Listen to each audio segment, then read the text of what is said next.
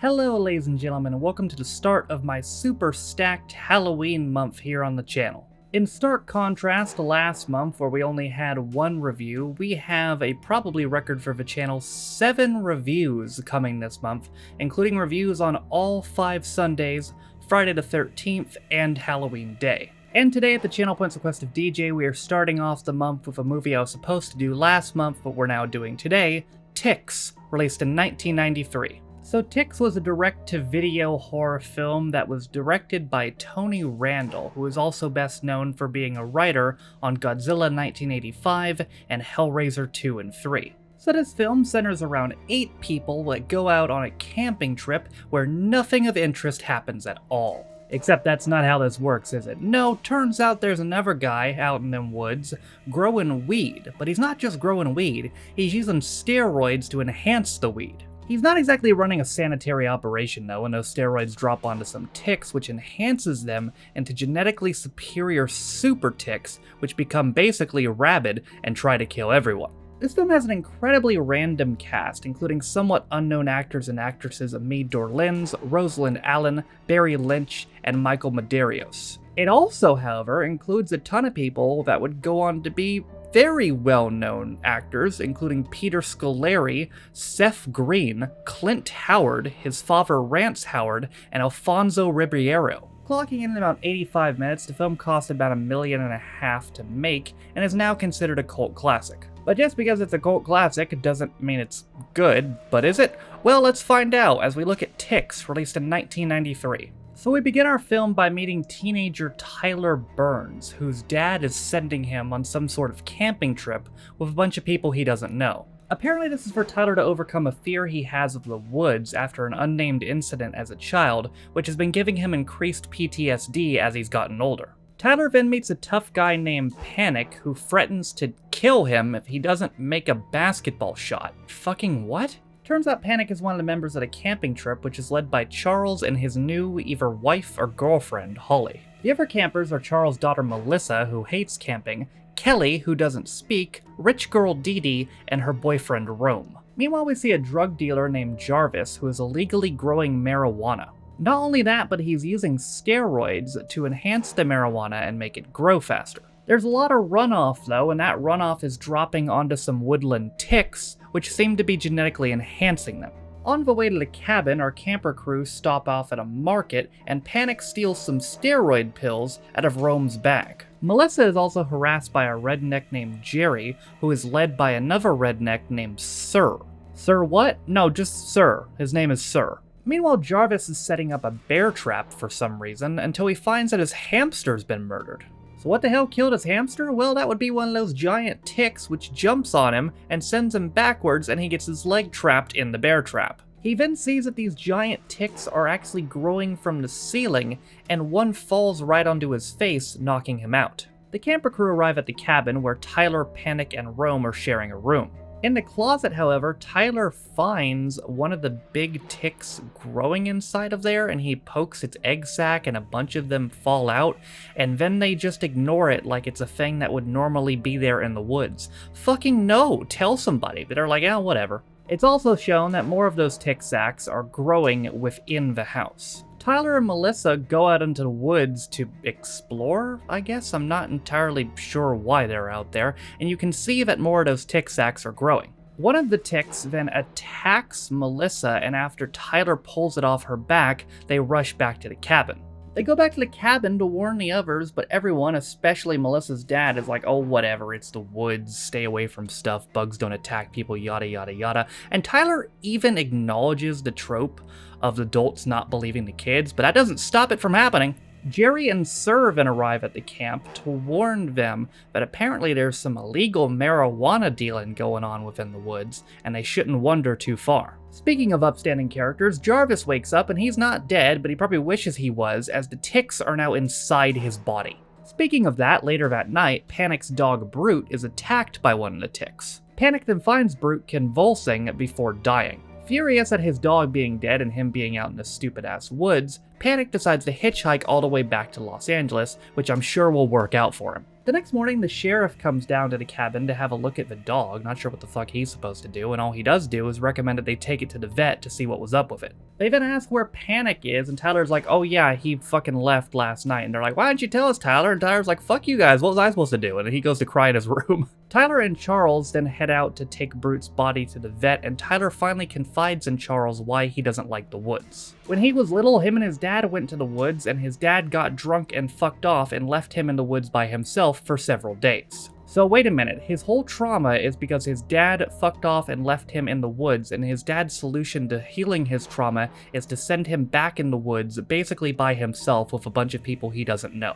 Great parenting. They then arrive at the vet's office, and the vet's name is Dr. Kate. Dr. Kate then tries to take a blood sample from Brute, but weirdly she's not getting any blood. Brute then starts convulsing again, even though he's dead, and a giant tick pops out of his stomach. The tick then runs around the office for a bit as they try to catch it before Dr. Kate finally kills it by stepping on it. Meanwhile, out in the woods, Panic gets attacked by a tick himself, which takes a nasty chunk out of his leg. Back at the cabin, Melissa decides to take Kelly fishing, while Rome and Dee Dee go out to explore the woods. Here we find out that Kelly actually does talk, but she chooses not to, as she's traumatized from being raped. Unfortunately, she's about to be traumatized some more, as they think they've caught a fish, but turns out it's actually the sheriff's dead body in the river. Meanwhile, Dee Dee is playing hide-and-go-seek with Rome, and she stumbles in to Jarvis's weed farm. And then she finds Jarvis, who has been tick-bit so much that his eyes are permanently shut and he can't see, and he begs Dee Dee to shoot him.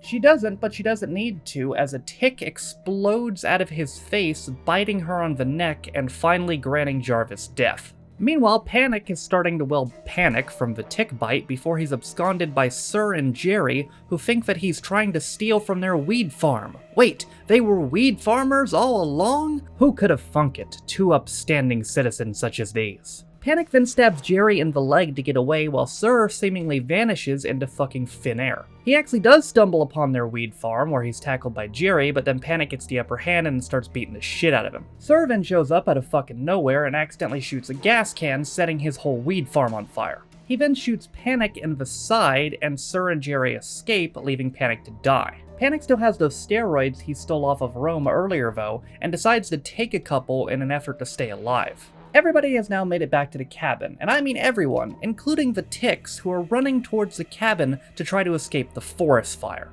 Sir and Jerry also show up at the cabin being attacked by ticks, and our gang decides to let them in. Sir suggests that they all leave the area in Charles' van, and while they're arguing over who's going to go outside to get the van and pull it around, somebody else shows up to the cabin. It's Panic, who's still alive, although he's convulsing wildly and bleeding out. Panic dies, but before he does, he points out that Sir and Jerry were the ones that did this to him. Sir and Jerry quickly take control of the situation by shooting Charles in the leg. They acquire the keys to the van, and Jerry goes out to pull it around, but as he gets in the van, he's bitten on the neck by a tick, which briefly knocks him out. He then comes to, but he hallucinates Sir as the sheriff, who turns out they killed. He then tries to kill what he thinks is the sheriff by driving through Sir into the house, which apparently kills Jerry. It doesn't kill Sir somehow though, he's still alive, and he tries to hold Melissa hostage as the ticks get into the house. But then Rome, who somehow only has the second worst name in this movie, stabs Sir in the chest. And then Panic's dead body starts convulsing again, which freaks out our gang, and they go hide in the back room.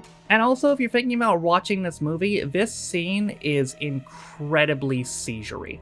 Like, it's It Chapter 2 type bad. It's so flashy, it's so unnecessary, and, you know, if you're an epileptic or something like that, that's something to watch out for. So remember how Panic took those steroids earlier? Yeah, well, you know how the steroids enhance the ticks? Well, he already had a tick inside of him, which has enhanced it even more, and it breaks out of his body like a shell. And this giant-ass final boss tick then quickly kills Sir. Meanwhile, somebody's gotta go get the van. It might as well be Tyler, because I guess he's the main character, and he rope swings his ass on out of the house. He's about to get eaten by ticks, but luckily he has a broom and some fire, and ticks hate fire, so he's able to fend them off. Not only do they hate the fire, but the fire somehow makes them explode, which is somehow how that works. He then brings the van around, apparently he knows how to drive, and gets everybody in as the giant tick starts to break through their door. Well, almost everyone. The giant tick grabs Rome before he can get out, and Tyler goes back into the house to save him. Dee Dee then tosses Tyler another fire broom, which he uses on the giant tick and makes it explode, because that's how that works. They drive away from the house, and just in time, as the fire spreads to a fuel tank, which explodes the entire cabin. We then cut to the future,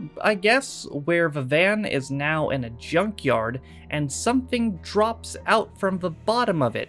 It's a tick egg. Oh no. I guess we'll have to see what happens with that in Ticks 2, except there never was a Ticks 2, so fuck you, I guess. Okay, so this is what I would like to describe as a no-thoughts, head-empty movie. If you don't care about plot or interesting characters or any of that, you just want to see a classic movie where a bunch of people... I mean, this was a 90s movie, but it felt like a 70s movie, I gotta say. It really felt like 70s horror. If you want to see a movie that feels like 70s horror, and it's just a bunch of people trying to escape some monstrous ticks, then this is the movie for you.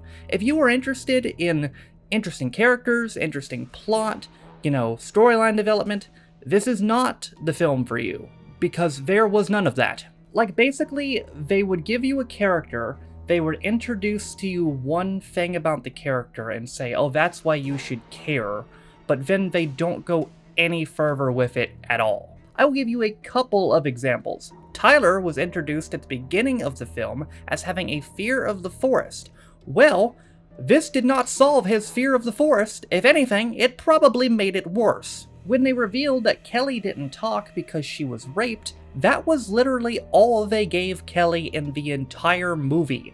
After the fishing scene, I don't know if she said 2 more words the entire film, and definitely didn't have anything meaningful. Something I didn't talk about because who the hell cares? Melissa hates her stepmom Holly.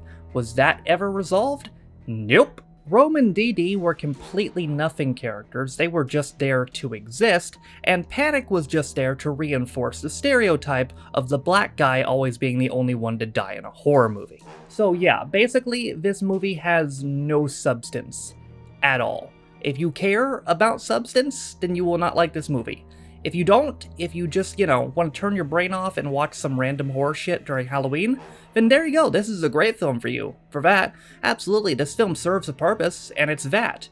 But that's pretty much the only purpose. But that is it for my look back at Ticks. Thank you, DJ, for using your points on this. A big month, ladies and gentlemen. Again, the biggest month in the channel's history. First of 7 reviews this month. The channel's been doing really well. Recently, we passed 1,000 subscribers.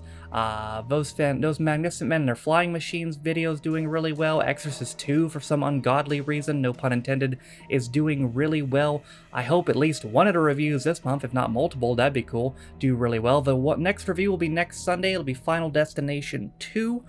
Maybe that'll be more interesting than this, although again, this was okay. But then again, Final Destination is another kind of, no thoughts, head empty, turn your brain off type movie, but so are just a lot of horror movies in general, so, fuck it, it's Halloween, who cares? That is it for me today. Thank you guys for watching. If you liked the video, be sure to leave it a like. If you didn't like it, don't. If you want to follow any of my social media links, they're all in the video description down below. Thank you to all my patrons who are named in the video description as well for supporting me and my channels. I appreciate you guys. With all that being said, though, my name is Noah Taft. This has been my look back at Ticks, released in 1993, and I'll see you guys next time. Bye.